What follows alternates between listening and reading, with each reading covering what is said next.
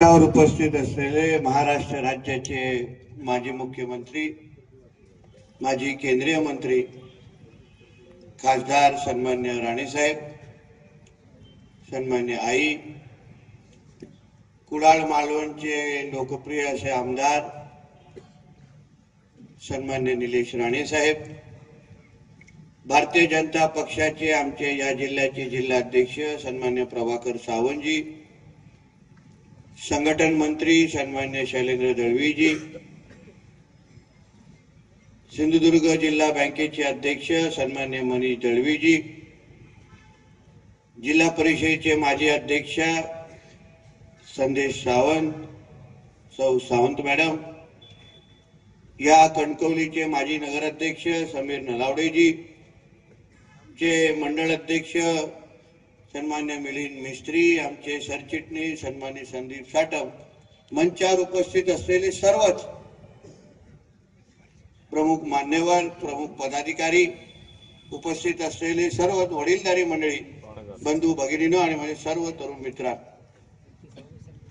आज आपण एवढ्या मोठ्या प्रमाणामध्ये एकत्र येऊन माझा हा नागरी सत्कार आपण जर केलात, यासाठी सर्वात प्रथम मी आपल्या सगळ्यांचे मनापासून मी आपले आभार मानतो। निलेशजींचं भाषण ऐकत असताना मला 2014चा वर्ष आठवला, जेव्हा निकाल लागला विधानसभेचा, त्या अगोदर लोकसभाचा निकाल लागलेला, विधानसभेचा निकाल लागला, आणि मग 2014चा जेव्हा ते दोन्ही निकाल लागले, तेव्हा आपल्या ह्या व्यासपीठावर उपस्थित असलेले किंवा इथे आजूबाजू उपस्थित असलेल्या असंख्य कार्यकर्त्यांना वाटलं की आता पुढे आपलं कसं होणार, काय होणार। त्या एका वर्षामध्ये आपल्या सगळ्यांना एवढे मोठे धक्के, 2 धक्के लागलेले की नेमकं पुढचा प्रवास हा कसा करायचा, हा आपल्या माझ्या सकट असंख्य कार्यकर्त्यांच्या मनामध्ये होता। पण आज 10 वर्ष झालेली आहेत, आणि 10 वर्षामध्ये हा पूर्ण प्रवास जेव्हा मी मागे बघून पाहतो,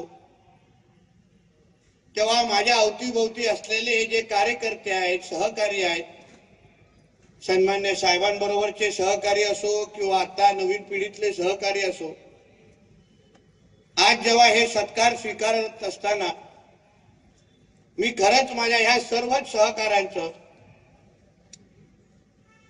मी मनापासून त्यांचे आभार मानतो की आज त्यांनी जे आमच्या कुटुंबावर जो विश्वास दाखवला, आमचा प्रेम दाखवलं, एवढ्या अतिजटीच्या कालावधीमध्ये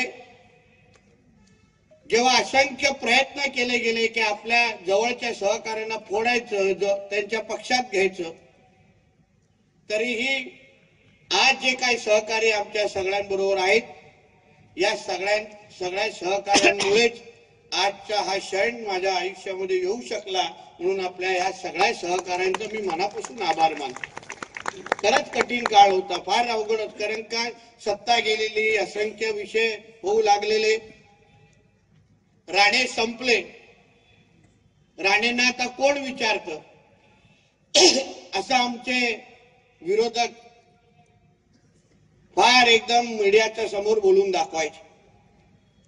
आम्ही पण पाहायचो, आम्ही बोललो ठीक आहे बोला तुम्ही, पण एक दिवस येईल तर असं तुम्हाला उत्तर भेटेल, तो तर राणे तर संपू शकले नाही, आज बिचारे आमचे विरोधक कुठे कुठे बेळामध्ये लपले असतील, या बाबतीचा थोडा जरा विचार करा। आज सकाळपासून माझे जे काही स्वागत होत आहेत, जसं आमचे समर्थक विचाराचे लोकांनी माझे व्हिडिओ पाहत असतील तर आमचे विरोधकही पाहत असतील, मी आवर्जून त्यांना सांगेन की व्यवस्थित पहा, कारण का येणारे 5 वर्ष परत ते व्हिडिओ पाहण्याची संधी मी तुम्हाला निश्चित पद्धतीने देईन, एवढा मी विश्वास आजच्या निमित्ताने देतो। कारण का विरोधक म्हणून, राजकीय स्पर्धक म्हणून जे काय आमच्या बरोबर काही लोक वागलेले आहेत, राजकारणाच्या पलीकडे जाऊन जेव्हा वैयक्तिक हल्ले झालेले आहेत, ते राजकारणाच्या कुठल्याही चौकटीत बसणारे नाहीत। सत्ता येते, सत्ता जाते, पण सत्ता असताना तुम्ही ज्या पद्धतीने कोणाबरोबर वागता, ते निश्चित पद्धतीने त्यांच्या सगळ्यांचं व्यक्तिमत्व दाखवणारं असतं. आज ज्या पद्धतीने काळाचे चक्र फिरलेलं आहे, आज ह्या एका वर्षामध्ये सिंधुदुर्गच्या जनतेने 10 वर्षाचा त्यांचा अनुभव नजरेसमोर ठेवला.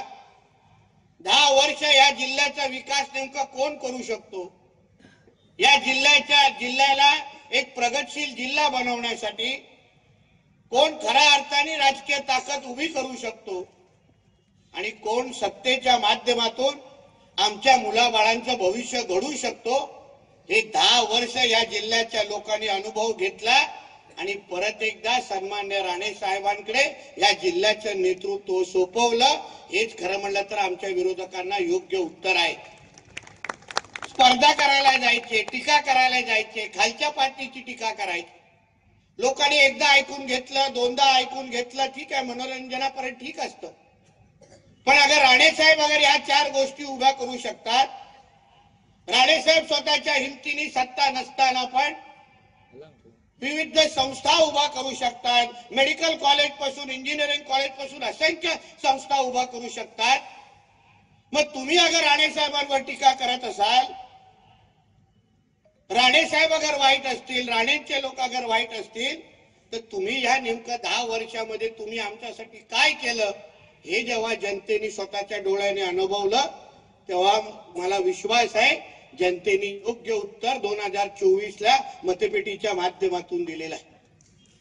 मतपेटीच्या माध्यमात आज काय हो बघा, ह्या आमच्या काही विरोधक जे आमच्यावर टीका करत असतात त्याची काय अवस्था झालेली आहे. या विधानसभेला मला आठवतं सावंतवाडीला एक पत्रकार परिषद झाली. सगळे आमचे माजी समर्थक एकत्र बसलेले हसायला आले. मला वाटलं आईला सांगून वृद्धाश्रम मध्ये अजून 5 लोकांची भरती करायला लावावी म्हणून यासाठी निवडणूक थांबेपर्यंत थांबलो होतो. आज काय अवस्था आहे हो यांची. साहेबांना सोडून मोठ्या काही फुशारक्या मारत होत्या, त्यावेळी भाषणं एकेकाची ऐका, काय भाषणं केली की अमित राणे साहेबांना इथे राजकारणात आणलं, अमित त्यांना निवडून आणलं. अरे स्वतः निवडून येण्याची त्यांची लायकी नाही. स्वतः आज घरी बसून आज नेमकं माझं भविष्य कुठे आहे, मी सिंधुदुर्गातच राहायचं की गोव्याला जाऊन सेटल व्हायचं, असे जे विचार करणारे जे लोक आहेत त्यांनी परत आयुष्यामध्ये कधीही राणे साहेबांवर बोलण्याची हिंमत करू नये, एवढं मी आवर्जून त्यांना या निमित्ताने मी सांगतो, आवर्जून सांगतो. कारण का ह्या जिल्ह्याच्या लोकांचा, मतदारांचा, जनतेचा आणि राणे साहेबांबरोबर एक अटूट नातं आहे.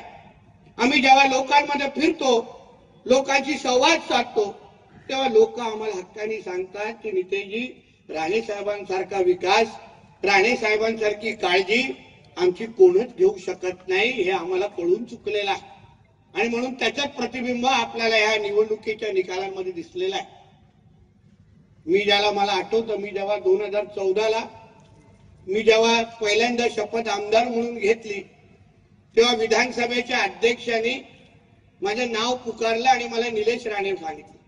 तर मी त्याला हसत त्यांना बोललो, तुम्ही चिंता करू नका, लवकरच विधानसभेमध्ये येतील आणि आमदारकीची शपथ घेतील. आणि तसंच या 2024ला झालेला आहे. आज निलेश साहेब हे आमदार आहेत, विधिमंडळात आहेत. मी तुमचा आमदार आणि आमदार मंत्री झालेला आहे. राणे साहेब आज केंद्रामध्ये खासदार म्हणून काम करतायत. केंद्रात सत्ता आहे, राज्यात सत्ता आहे. आमचे दीपक केसरकरजी तिथे आहेत, आमचे रवी चव्हाण साहेब आहेत. एवढा बलाढ्य अनुभव या जिल्ह्याच्या विकासासाठी आज एकत्र येऊन या जिल्ह्याला पुढे घेऊन जाण्यासाठी आज सज्ज आहे. मी कणकवलीच्या माझ्या सर्व जनतेला मी विश्वास देईन, हा तालुक्याने सन्मान्य राणे साहेबांवर, राणे कुटुंबावर अपाट प्रेम केलेला आहे. प्रत्येक गावामध्ये राणे साहेबांवर प्रेम करणारे लोक मला सातत्याने अनुभवायला भेटतात. त्यांना बाकी काहीच दिसत नाही, फक्त राणे साहेब म्हटले तर ठीक आहे नितेशजी आपण काम करू. मी त्या सगळ्या लोकांना, सगळ्या माझ्या मतदारांना, जनतेला मी विश्वास देईन. हे मंत्री मी काय एकत्र झालो नाही, हे एवढे मंत्री तुम्हाला व्यासपीठावर बसलेले दिसत आहे. मी तुम्हाला सगळ्या जणांना विश्वास देतो की माझ्या ह्या पदाचा वापर मी आपल्या सगळ्यांच्या आयुष्यामध्ये परिवर्तन आणण्यासाठी निश्चित पद्धतीने करेन, एवढा विश्वास तुम्हाला मी आजच्या निमित्ताने देतो. निलेशजींनी सांगितलं की जे राणे साहेबांना जी 2 महत्वाची खाती भेटलेली ते माझ्याकडे आज मला त्याची जबाबदारी आलेली आहे. म्हणजे राणे साहेबांचा अनुभव माझ्या बरोबर आहे. राणे साहेब मला मार्गदर्शन करतील, मला सांगतील की नेमकं काय करायला हवं. निलेश साहेब मार्गदर्शन करायला आहे, तिथे दीपक केसरकरजी आहेत.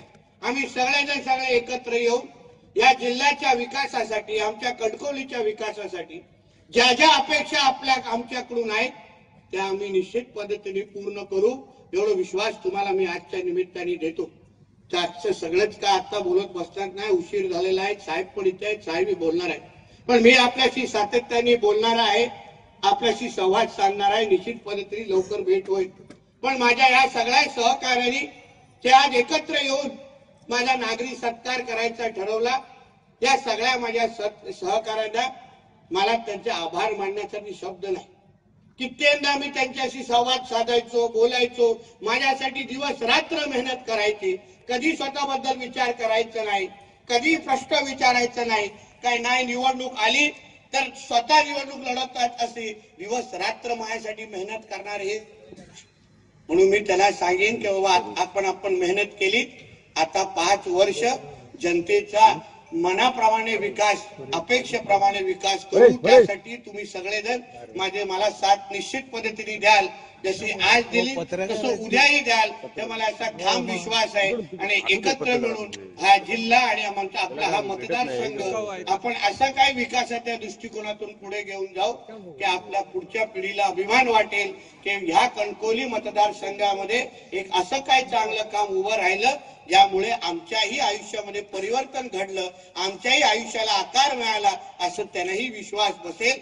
यासाठी आपल्या सगळ्या जणांचं मला साथ निश्चित पद्धतीने भेटेल अशी अपेक्षा व्यक्त करतो. परत एकदा